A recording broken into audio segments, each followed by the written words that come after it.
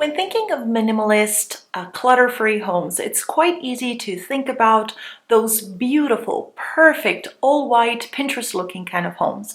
But minimalism is not about perfection, but minimalism is about living with less so we can live more freely and purposely.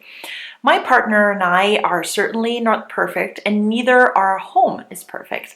But since we both started living more minimally, there's nothing that beats the feeling of coming home after a hard day of work and walking into a clutter-free environment. So in today's video, I'm going to share with you my hacks and tips that I like to use to keep my home clutter-free. No freebies, samples, visit cards, flyers, or knickknacks.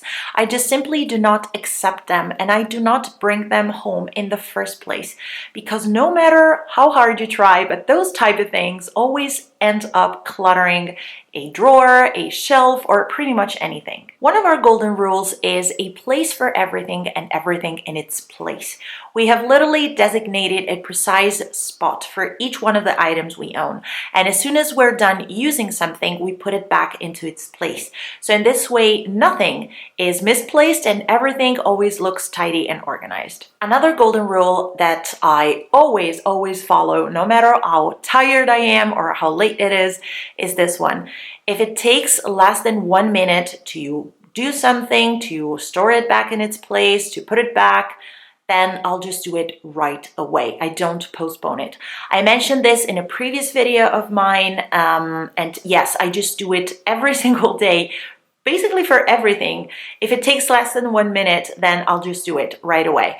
This simple thing simplifies my routine a lot, and it prevents me from feeling overwhelmed because too many small tasks piled up, and then they just make me feel overwhelmed, and I just get crazy and nervous because there's so much to do or there's so much to tidy up.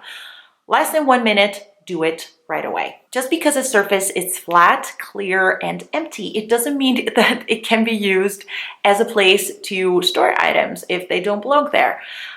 Clear surfaces, at least this is what I think, always seems to work like a sort of magnet to collect clutter. As soon as you misplace something and you put it on a clear surface, that surface won't stay clear.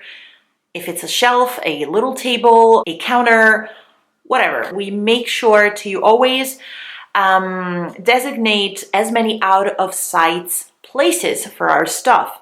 Drawers, cupboards, pouches, everything that can kind of sort of hide things. So in this way, it feels less overwhelming for the eye. And also, if we don't treat empty surfaces as a place to collect more stuff, it will be easier for us to avoid misplacing small things just like coins or little notes, paper notes, letters, everything. Make the bed. When I wake up in the morning, usually my partner is already on his way to work. So it's up to me to make the bed in the morning.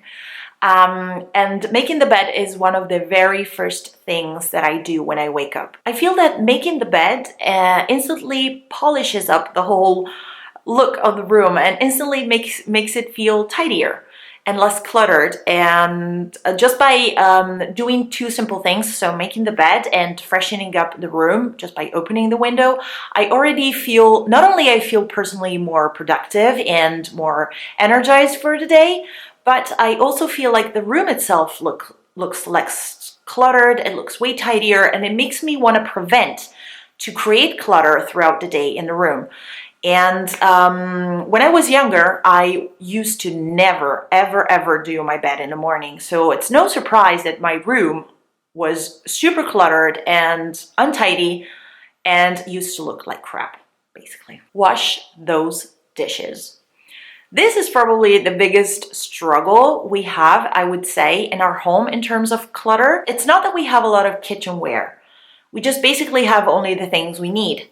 But we don't have a dishwasher, and we cook and eat mostly at home. So we rarely go out to eat. So we spend a lot of time in the kitchen, and we use a lot of kitchen utensils and a lot of kitchenware.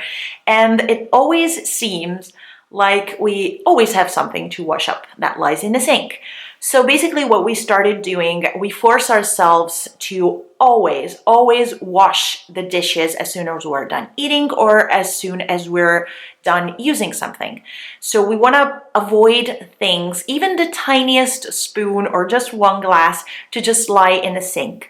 Because if we notice that even just one little small thing is lying in a sink, unwashed, waiting to be washed, then it's way easier for us to keep on piling stuff. And then the result is, you guessed it, very overwhelming and quite annoying actually. So we always try to wash the dishes and the kitchenware utensils every time as soon as we're done using them. And if we can't wash the dishes right away, we just try to organize them nicely in the sink, so at least when we walk into the kitchen we don't see a gigantic mountain of things that needs to be washed. If the sink is tidy and everything is washed, then we're more likely to keep the rest of the kitchen tidy. And this basically works with the rest of the house. If the bed is made, then we're more likely to keep the bedroom tidy. If a shelf or a table or the desk is tidy, then we're more likely to keep the rest of the room tidy. I really hope you enjoyed this video and you found it helpful. If you did like it, don't forget to give it a big fat thumbs up and to subscribe to my channel if you still haven't already. You will find the links to my Instagram and to my blog always in the description box below. There's 2 new blog posts that I've put up this week, so feel free to go and check it out. I guess that's everything for today. Thank you so much for watching. I'll see you in my next video. Bye!